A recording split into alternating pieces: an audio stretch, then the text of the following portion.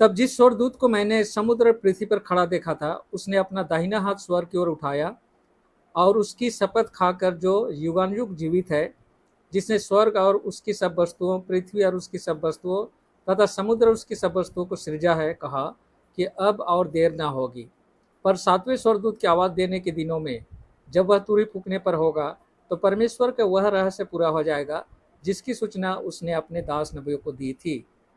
Hello दोस्तों, मैं दीपक मसीह और एक नई वीडियो में मैं आप लोग का हार्दिक स्वागत करता हूं। यह वीडियो भी जजमेंट सीरीज का एक वीडियो है और हम लोग 14 पार्ट में हैं। पिछले वीडियो में हम लोगों ने परमेश्वर की जो अदालत है वो कब बैठेगी उसका टाइम को हम लोगों ने स्टडी किया और हमें मिला 22 अक्टूबर 1844 एडी।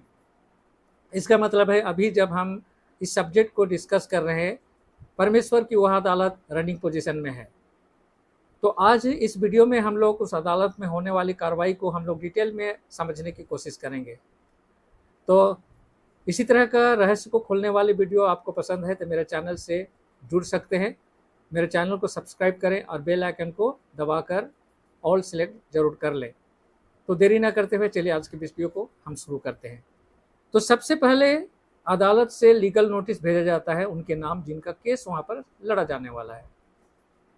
तो दोस्तों, उस लीगल नोटिस में ही सारे इन्फॉर्मेशन रहता है इन एडवांस कि कब अदालत बैठेगी, कौन जज होगा, कौन वकील होगा और क्या क्या प्रोसेस होंगे, ताकि उस दिन हम तैयारी के साथ वहाँ पर उपस्थित हो सके। तो उसी तरह से परमेश्वर का जो अदालत अभी रनिंग पोजीशन में है, उस अदालत में इस पृथ्वी के हर एक व्यक्ति का मुकदमा चलने वाला है और उस मुकदमा को समझने के लिए हमारा रिस्पॉन्स कैसा होना चाहिए उसको पहले से परमेश्वर ने नोटिस के द्वारा बताया है।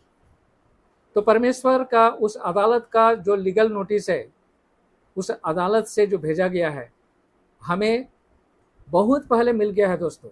अब जानते हैं कि वह लीगल नोटिस कब भेजा गया और वह लीगल नोटिस कहाँ पर है। तो दोस्तों, मैं आपको बता दूं कि वह लीगल नोटिस जो परमेश्वर की अदालत से हमें भेजा गया है, वो लीगल नोटिस दानियल की पुस्तक है। आप सोच कर देखिए कि अदालत से भेजा गया लीगल नोटिस कितना सीरियस मैटर होता है। उसे हमें बहुत ही सीरियसली लेना पड़ता है। लेकिन आजकल के मसीह भाई बहन लोग अभी भी परमेश्वर की अदालत से आया हुआ उस लीगल नोटिस को नेग्लेक्ट करते हैं और अभी भी उसे नहीं पढ़ते हैं। तो नहीं पढ़ेंगे तो उन्हें क्या समझ में आएगा कि उनके साथ क्या होने वाला है, क्योंकि केस तो उनके नाम पर भी है। तो आप लोग सोच रहे हैं कि मैं ऐसे फेंक रहा हूं। मैं नहीं बोल रहा हूं, बल्कि बाइबल बोलती है कि परमेश्वर की अदालत से निकली हुई जो लीगल नोटिस है वो दानियल की पुस्तक है। क्योंकि इस लीगल नोटिस में यह बताया जाता है कि कब अदालत बैठेगी, कौन वकील होगा, कौन जज होगा और भी डिटेल उसमें दिया जाता है। तो ये सारे इन्फॉर्मेशन आपको दानियल के पुस्तक में मिलता है।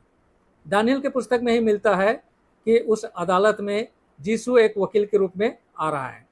दानियल के पुस्तक में ही मिलता है कि परमेश्वर का अदालत कब बैठेगा। तो चलिए इसको परमेश्वर के वचन के द्वारा देख लेते हैं कि क्या सचमुच में यह लीगल नोटिस है। तो इसके लिए हमें जाना पड़ेगा प्रकाशित वाक्य की पुस्तक 10 अध्याय में। जो यहाँ लिखता है, फिर मुझे एक और शक्तिशाली स्वर्गदूत बादल ओढ़े हुए स्वर्ग से उतरते दिखाई दिया। उसके सिर पर मेघ धनुष और उसका मुख सूर्य जैसा और उसके पांव अग्नि के खंभे के सदृश थे। तो कोई दो राय नहीं दोस्तों, यहाँ पर जॉन यीशु को ही देख रहा है, क्योंकि यहाँ पर जॉन जिस व्यक्ति का वर्णन किया गया है उसको आप इसी पुस्तक का पहले अध्याय में जाके कंपेयर करके देख सकते हैं, जहाँ पर यीशु अपने ओरिजिनल फॉर्म में जॉन से मुलाकात करने आया था। उसके बाद जॉन उससे आगे की बात कुछ इस तरह से लिखता है, जो 2 पद में लिखा है, उसके हाथ में खुली हुई एक छोटी सी पुस्तक थी। यानी यीशु के हाथ में एक खुली हुई छोटी सी पुस्तक है। तो खोलने की बात तभी आती है जब बंद हो। तो बाइबल में एकमात्र पुस्तक था जो बंद थी, जिसे मोहर बंद किया गया था, वो है दानियल की पुस्तक। लेकिन अभी यीशु के हाथ में अभी वो खुल गई है। तो दोस्तों, दानियल की पुस्तक 12 अध्याय के 4 पद में जाते हैं तो दानियल को अपने उस पुस्तक को मुहर बंद करने के लिए आदेश मिला था। और वो कब तक के लिए? अंत के समय तक के लिए।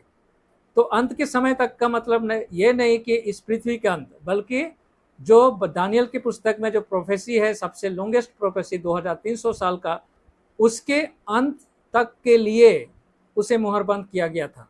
यानी वो जो अदालत बैठने वाली है उससे पहले ये जो दानियल की पुस्तक है वो ओपन हो जानी थी। और वही चीज़ आज हम लोग देखते हैं कि ये ओपन हो चुका है। और कब ओपन हुआ उसको हम लोग अभी इसके आगे हम इसी वीडियो में डिस्कस करेंगे। तो दोस्तों, प्रकाशित वाक्य की पुस्तक 10 अध्याय इसका ओपन होने का टाइम को हमें दिखाता है। और सबसे पहले इस खुला हुआ पुस्तक किसके माध्यम से ओपन पाया गया वो भी यहाँ पर बताया गया है। तो चलिए हम लोग आगे बढ़ते हैं। क्या लिखा है? उसने अपना दाहिना पांव समुद्र पर तथा बायां पृथ्वी पर रखा। वह ऊंची आवाज से ऐसे चिल्लाया जैसे सिंह दहाड़ा हो। जब वह चिल्लाया तो गर्जन के से 7 शब्द सुनाई दिए। जब गर्जन के 7 शब्द हो चुके तो मैं लिखने पर था, परंतु मुझे आकाश से एक शब्द यह कहते सुनाई दिया, जो बातें गर्जन के 7 शब्दों ने कही है उन पर मुहर लगा दे और उन्हें न लिख। तब जिस स्वर्गदूत को मैंने समुद्र पृथ्वी पर खड़ा देखा था, उसने अपना दाहिना हाथ स्वर्ग की ओर उठाया और उसकी शपथ खाकर, जो युगानुयुग जीवित है, जिसने स्वर्ग और उसकी सब वस्तुओं, पृथ्वी और उसकी सब वस्तुओं तथा समुद्र और उसकी सब वस्तुओं को सृजा है, कहा कि अब देर ना होगी, पर 7वें स्वर्गदूत की आवाज़ देने के दिनों में जब वह तुरही फूंकने पर होगा तो परमेश्वर का वह रहस्य पूरा हो जाएगा जिसकी सूचना उसने अपने दास नबियों को दी थी। तो दोस्तों, यहाँ पर गर्जन के 7 शब्द बोले गए हैं और वो किस बात को दिखाता है, यहाँ क्यों उसे मुहर बंद करने के लिए बोला गया है, हम आगे पढ़ेंगे और उसके बाद उन घटनाओं को देखेंगे जो इतिहास में घटे हैं, तो आपको ये 7 शब्द का रहस्य पता चल जाएगा।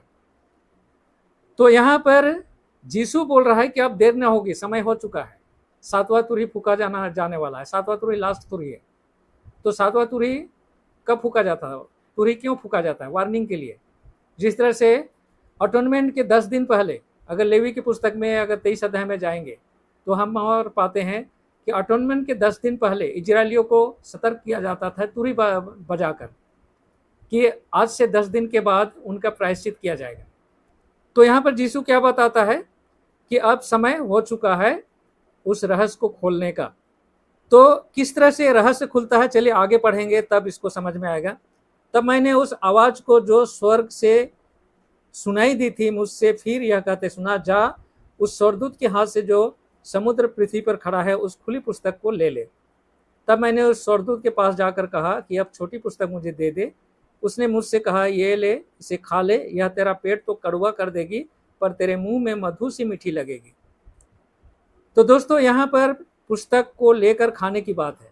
तो खाने का मतलब यह नहीं कि इसे खाने का मतलब है पढ़ना। और यहीं पर अगर हम लोग इज़ेकिएल की पुस्तक 3 अध्याय का 1 से 4 या यिर्मयाह की पुस्तक 15 अध्याय के 16 पद में जाएंगे तो पुस्तक को खाने का मतलब समझाया गया है। और यहाँ पर यह भी बताया जा रहा है कि जब इसको कोई पढ़ेगा, यानी खाने का मतलब है जब पढ़ेगा तो उसका मुंह में मधु जैसे मीठी लगेगी, एक्साइटेड हो जाएगा। लेकिन जब हजम होकर पेट तक पहुँचेगा तो क्या हो जाएगा? कड़वाहट से भर जाएगा। तो दोस्तों, मैं आपको बता दूं कि 18वीं सेंचुरी तक दानियल की पुस्तक मुहर बंद थी और 18वीं सेंचुरी में वह ओपन होती है। और सबसे पहला ओपन पुस्तक को पढ़ने वाला जो व्यक्ति था उसका नाम था विलियम मिलर, जो अमेरिका का एक बैप्टिस्ट चर्च का मेंबर था। वह इतिहास पढ़ा हुआ था क्योंकि इतिहास उसका फेवरेट सब्जेक्ट था और वह बाइबल पढ़ रहा था। और वो दानियल की पुस्तक जब पढ़ा तो उसे दानियल की पुस्तक समझ में आने लगी, क्योंकि दानियल की पुस्तक ऑलरेडी ओपन हो चुकी थी, उसका मुहर खुला जा चुका था। उसे इतिहास मालूम था और दानियल में जो प्रोफेसी किया गया है वो इतिहास को बताता है। और इस तरह से जब उसे मैच होने लगा तो एक्साइटेड हो गया, बहुत ही गंभीरता से उस विषय को लिया और स्टडी किया। स्टडी करने के बाद उसने कैलकुलेशन किया और उसने यह समझा कि 1844 जो 22 अक्टूबर का दिन है वह जीसस का सेकंड कमिंग है, क्योंकि उसने दानियल चैप्टर 7 में यीशु को बादलों पर आते हुए देखा, और जब दानियल चैप्टर 8 में उसने 2300 साल का लॉन्गेस्ट प्रोफेसी को देखा। और इन सारे को जब उसने इतिहास के साथ मिलाकर उसको डिकोड किया तो उसे एक डेट मिला 22 अक्टूबर 1844। और उसने इस चीज़ को लिंक करके उसने क्या कैलकुलेशन निकाला कि 1844 22 अक्टूबर को यीशु का सेकंड कमिंग इस पृथ्वी पर होने वाला है। और इस बात को सबसे पहले अपने बपतिस्म चर्च में प्रचार करता है, और सभी लोग इसके प्रचार से अचंभित हो जाते हैं, और यह आग की तरह अमेरिका में एक रिवाइवल के लिए हवा देती है। और इस तरह से दूसरे डिनोमिनेशन के लोग भी इसे बुलाने लगते हैं, और हर डिनोमिनेशन से लोग इसके ग्रुप में शामिल होने लगे, और इस तरह से लाखों की संख्या में इसका फॉलोअर हो जाते हैं। तो यहाँ पर हम लोग क्या देखते हैं कि इसी बात को प्रकाशित वाक्य की पुस्तक 10 अध्याय में इसी घटना को दिखाया गया है, और यहाँ पर दानियल के पुस्तक को खुला हुआ दिखाया गया है। अब यहाँ पर कड़वाहट हो जाने का मतलब क्या है? तो दोस्तों, जब विलियम मिलर ने इस बात को जाना कि 22 अक्टूबर 1844 को यीशु इस पृथ्वी पर उन्हें लेने के लिए आ रहा है, तो ये मधु सा मीठा लगा इस बात को जानने के बाद। लेकिन 22 अक्टूबर का वह दिन भी आया जब लाखों की संख्या में लोग अपने धन संपत्ति, घर द्वार बेचकर, लोगों को दान करके, नौकरी छोड़कर, सारे को दान करते हुए वे एक जगह इकट्ठा हुए थे यीशु के साथ जाने के लिए। सवेरे से 10 बजा, 10 से 12 बजा, 12 से दोपहर हुआ, दोपहर से शाम हुआ, शाम से रात हुआ, और यीशु आया नहीं। और इस तरह से आधी रात तक वे वेट करते रहे, और बाद में निराश होकर अपने अपने घर को चले गए। और 22 अक्टूबर 1844 का वह दिन इतिहास में ग्रेट डिसअपॉइंटमेंट डे के नाम से रिकॉर्ड किया गया। और यही वह दिन था दोस्तों कि परमेश्वर का वह अदालत शुरू हुआ, क्योंकि विलियम मिलर ने भूल कैलकुलेट किया था। डेट कैलकुलेशन ठीक था, लेकिन इवेंट कैलकुलेशन उसका रॉन्ग था। यहाँ पर यीशु उस अदालत में जाता है, उसको उसने क्या सोचा था, इस पृथ्वी पर आएगा, यहीं पर मतलब कि उसका मिस्टेक हुआ था। और इस तरह से कुछ लोग थे उस 22 अक्टूबर के उस गैदरिंग में, लगभग 5 लोग। उन लोगों ने ये डिसाइड किया कि वे फिर से बाइबल पढ़ेंगे, क्योंकि उनको लगता था कि बाइबल का वचन कभी झूठ नहीं बोलता है। सारे घटना अगर एक्यूरेट घटते हैं तो यह क्यों नहीं घटा? इसका मतलब है कि हम में कहीं पर खामियां हैं, हमने कोई मिस्टेक किया है, हमें फिर से इस स्टडी करने की जरूरत है। और जब दोबारा उन लोगों ने बाइबल स्टडी शुरू किया, तब प्रकाशित वाक्य की पुस्तक 10 अध्याय उनको पढ़ने का मौका मिला, और यहाँ पर यह उनको क्लियर हुआ। और इस तरह से हम लोग उस 18th सेंचुरी की घटना को हम लोग पाते हैं। तो दोस्तों, दानियल की पुस्तक वह नोटिस है जो परमेश्वर की अदालत से हमें भेजा गया है, और इसलिए हमें दानियल की पुस्तक को बहुत ही सीरियसली स्टडी करने की ज़रूरत है, ताकि हम अपना तैयारी कर सके उस अदालत में हमारा जो केस चल रहा है उसको रिस्पॉन्स करने के लिए।